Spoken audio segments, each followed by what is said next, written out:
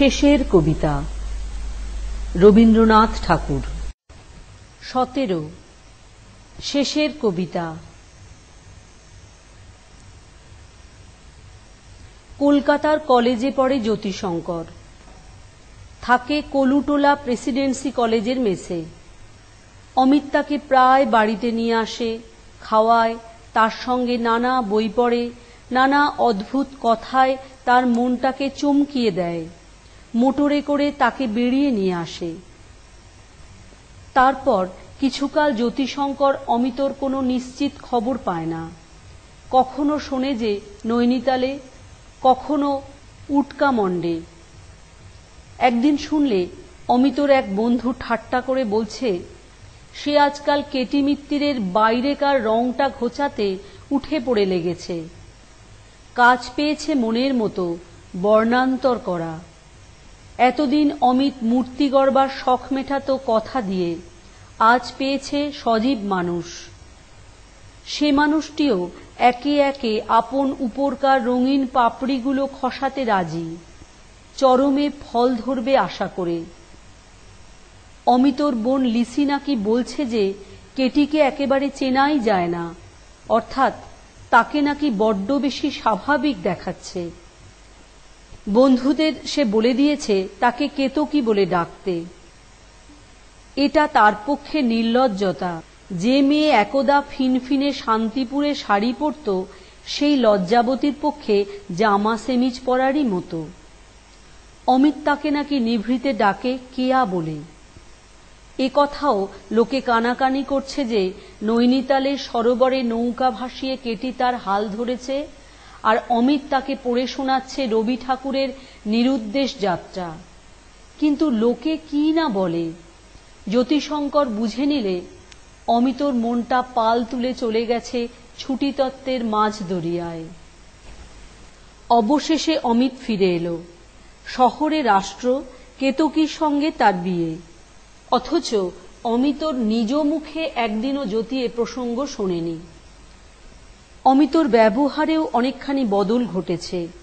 পূর্বের মতোই জ্যোতিকে অমিত ইংরেজি বই কিনে উপহার দেয়, কিন্তু তাকে নিয়ে সন্ধেবেলায় সেসব বইয়ের আলোচনা করে না। জ্যোতি বুঝতে পারে আলোচনার ধারাটা এখন বইছে এক নতুন খাদে। আজকাল মোটরে বেড়াতে সে জ্যোতিকে ডাক পারে না। জ্যোতির বয়সে এ কথা বোঝা কঠিন নয় যে অমিতর নিরুদ্দেশ যাত্রার পার্টিতে তৃতীয় ব্যক্তির জায়গা হওয়া অসম্ভব। জ্যোতি আর থাকতে পারলে না। অমিতকে নিজেই গায়ে পড়ে জিজ্ঞাসা করলে, অমিতদা, শুনলুম মিস কেতকী মিত্রের সঙ্গে তোমার বিয়ে। অমিত একটুখানি চুপ করে থেকে বললে, লাবণ্য কি এ খবর জেনেছে? না, আমি তাকে লিখিনি। তোমার মুখে পাকা খবর পাইনি বলে চুপ করে আছি। খবরটা সত্যি, কিন্তু লাবণ্য হয়তো বা ভুল বুঝবে। জ্যোতি হেসে বললে, এর মধ্যে ভুল বোঝবার জায়গা কোথায়? বিয়ে করো যদি তো বিয়েই করবে, সোজা কথা। দেখো জ্যোতি, মানুষের কোনো কথাটাই সোজা নয়। আমরা ডিকশনারিতে যে কথার এক মানে বেঁধে দিই, মানব জীবনের মধ্যে মানেটা 7খানা হয়ে যায় সমুদ্রের কাছে এসে গঙ্গার মতো। জ্যোতি বললে, অর্থাৎ তুমি বলছো বিবাহ মানে বিবাহ নয়? আমি বলছি বিবাহের 1000খানা মানে। মানুষের সঙ্গে মিশে তার মানে হয়, মানুষকে বাদ দিয়ে তার মানে বের করতে গেলেই ধাঁধা লাগে। তোমার বিশেষ মানেটাই বলো না। সংজ্ঞা দিয়ে বলা যায় না, জীবন দিয়ে বলতে হয়। যদি বলি ওর মূল মানেটা ভালোবাসা, তাহলেও আর একটা কথায় গিয়ে পড়ব। ভালোবাসা কথাটা বিবাহ কথার চেয়ে আরো বেশি জ্যান্ত। তাহলে অমিতদা, কথা বন্ধ করতে হয় যে। কথা কাঁধে নিয়ে মানের পিছন পিছন ছুটব, আর মানেটা বাঁয়ে তাড়া করলে ডাইনে, আর ডাইনে তাড়া করলে বাঁয়ে মারবে দৌড়, এমন হলে তো কাজ চলে না। ভায়া, মন্দ বলনি। আমার সঙ্গে থেকে তোমার মুখ ফুটেছে। সংসারে কোনো মতে কাজ চালাতেই হবে, তাই কথার নেহাত দরকার। যেসব সত্যকে কথার মধ্যে কুলোয় না, ব্যবহারের হাটে তাদেরই ছাঁটি, কথাটাকেই জাহির করি। উপায় কি? তাতে বোঝাপড়াটা ঠিক না হোক, চোখ বুজে কাজ চালিয়ে নেওয়া যায়। তবে কি আজকের কথাটাকে একেবারে খতম করতে হবে? এই আলোচনাটা যদি নিতান্তই জ্ঞানের গরজে হয়, প্রাণের গরজে না হয়, তাহলে খতম করতে দোষ নেই। ধরে নাও না প্রাণের গরজেই। সাবাস, তবে শোনো। এইখানে একটু পাদটিকা লাগালে দোষ নেই। অমিতর ছোট বোন লিসির স্বহস্তে ঢালা চা জ্যোতি আজকাল মাঝে মাঝে প্রায় পান করে আসছে।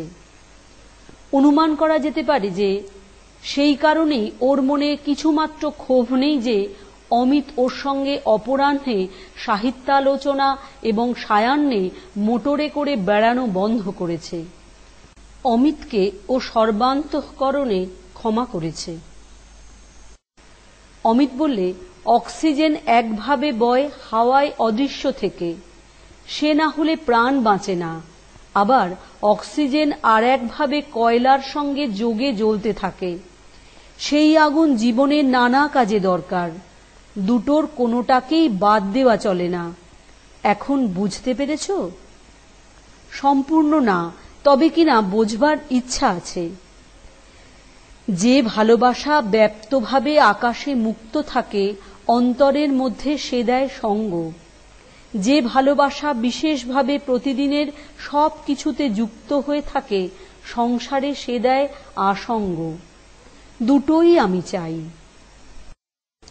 তোমার কথা ঠিক বুঝছি কিনা সেইটাই বুঝতে পারিনে।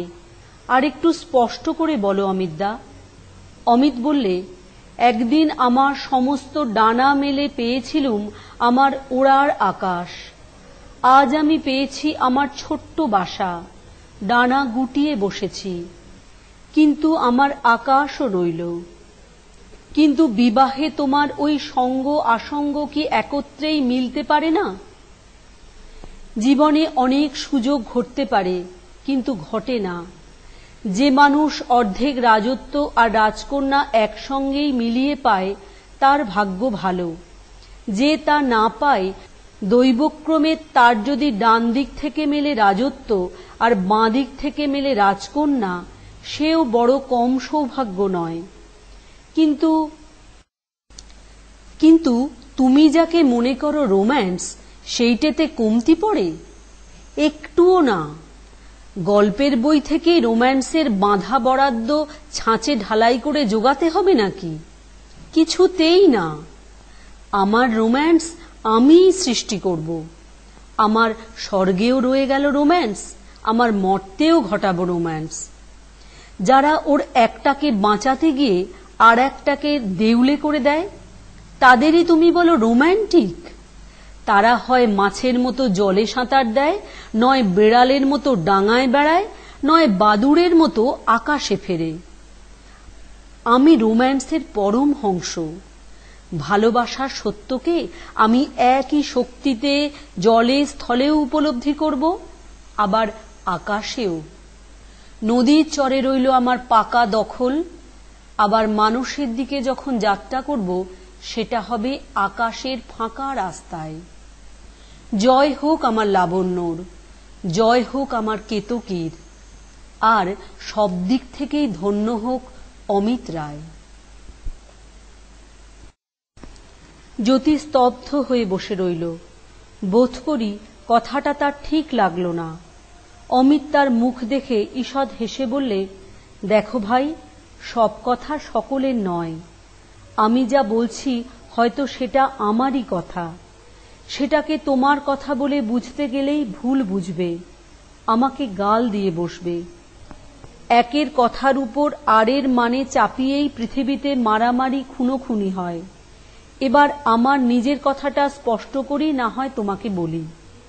রূপক দিয়েই বলতে হবে, নইলে এসব কথার রূপ চলে যায়, কথাগুলো লজ্জিত হয়ে ওঠে। কেতকীর সঙ্গে আমার সম্বন্ধ ভালোবাসারই, কিন্তু সে যেন ঘড়ায় তোলা জল। প্রতিদিন তুলব, প্রতিদিন ব্যবহার করব।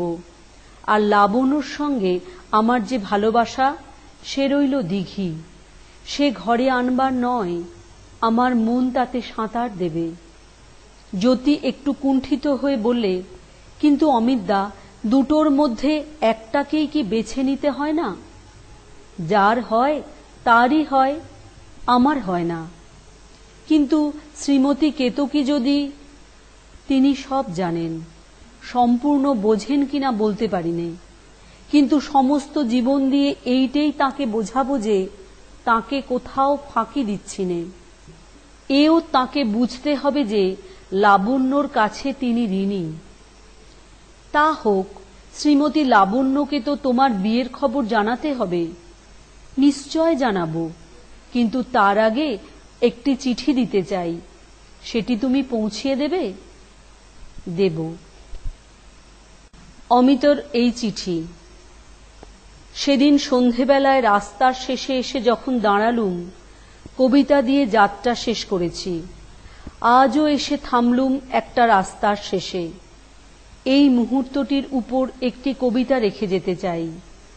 আর কোনো কথার ভার সইবে না। হতভাগা নিবারণ চক্রবর্তীটা যেদিন ধরা পড়েছে সেদিন মরেছে, অতি শৌখিন জলচর মাছের মতো।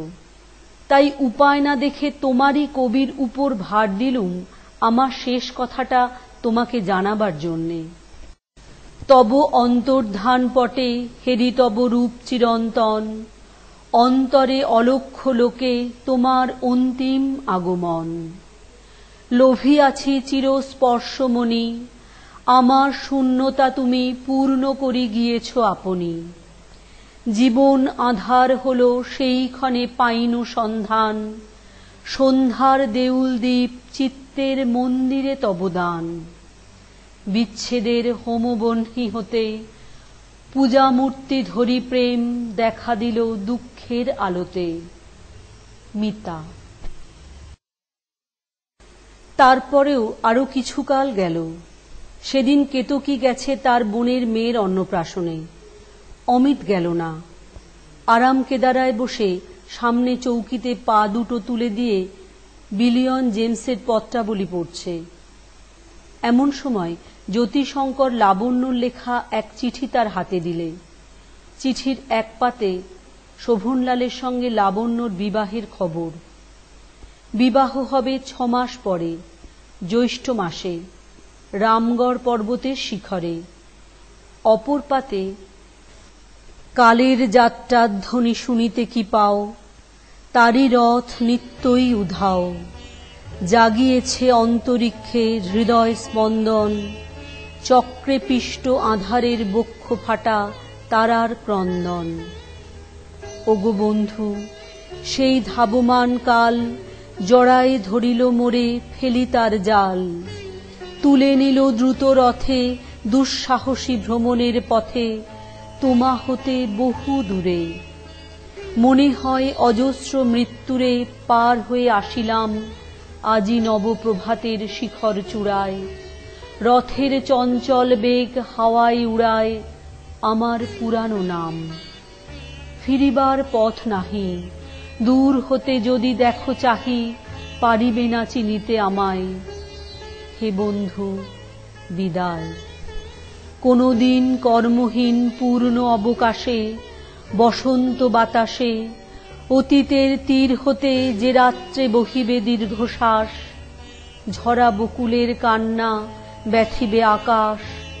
সেই ক্ষণে খুঁজে দেখো কিছু মোর পিছে রহিল সে, তোমার প্রাণের প্রান্তে বিস্মৃতি প্রদোষে হয়তো দিবে সে জ্যোতি, হয়তো ধরিবে কভু নামহারা স্বপ্নের মূরতি।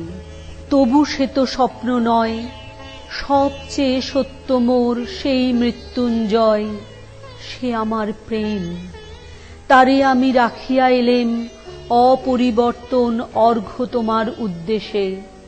পরিবর্তনের স্রোতে আমি যাই ভেসে কালের যাত্রায়। হে বন্ধু, বিদায়। তোমার হয়নি কোনো ক্ষতি, মর্তের মৃত্তিকা মোর তাই দিয়ে অমৃত মূরতি যদি সৃষ্টি করে থাকো, তাহারই আরতি হোক তব সন্ধ্যাবেলা। পূজার সে খেলা ব্যাঘাত পাবে না মোর প্রত্যহের ম্লান স্পর্শ লেগে। তৃষার্ত আবেগ বেগে ভ্রষ্ট নাহি হবে তার কোনো ফুল নৈবেদ্যের থালে। তোমার মানস ভোজে সযত্নে সাজালে যে ভাবরসের পাত্র বাণীর তৃষায়, তার সাথে দিব না মিশায়ে জামর ধূলির ধন, জামর চক্ষের জলে ভিজে। আজও তুমি নিজে হয়তো বা করিবে রচন, মোর স্মৃতিটুকু দিয়ে স্বপ্নাবিষ্ট তোমার বচন। ভার তার না রহিবে, না রহিবে দায়। হে বন্ধু বিদায়। মোর লাগি করিও না শোক, আমার রয়েছে কর্ম, আমার রয়েছে বিশ্বলোক। মোর পাত্র রিক্ত হয় নাই, শূন্যেরে করিব পূর্ণ, এই ব্রত বহিব সদাই। উৎকণ্ঠ আমার লাগি কেহ যদি প্রতীক্ষিয়া থাকে, সেই ধন্য করিবে আমাকে। শুক্লপক্ষ হতে আনি রজনীগন্ধার বৃন্তখানি, যে পারে সাজাতে অর্ঘ্যথালা কৃষ্ণপক্ষ রাতে। যে আমারে দেখিবারে পায় অসীম ক্ষমায়, ভালো মন্দ মিলায় সকলে, এবার পূজায় তারি আপনারে দিতে চাই বলি। তোমারে যা দিয়েছিনু তার পেয়েছ নিঃশেষ অধিকার। হেথা মোর তিলে তিলে দান, করুণ মুহূর্তগুলি গণ্ডূষ ভরিয়া করে পান, হৃদয়ে অঞ্জলি হতে মম। ওগো তুমি নিরুপম, হে ঐশ্বর্যবান, তোমারে যা দিয়েছিনু সে তোমারই দান। গ্রহণ করেছ যত, ঋণী তত করেছ আমায়। হে বন্ধু বিদায়। বন্যা, 25 জুন 1928, বেলাব্রুই, ব্যাঙ্গালোর।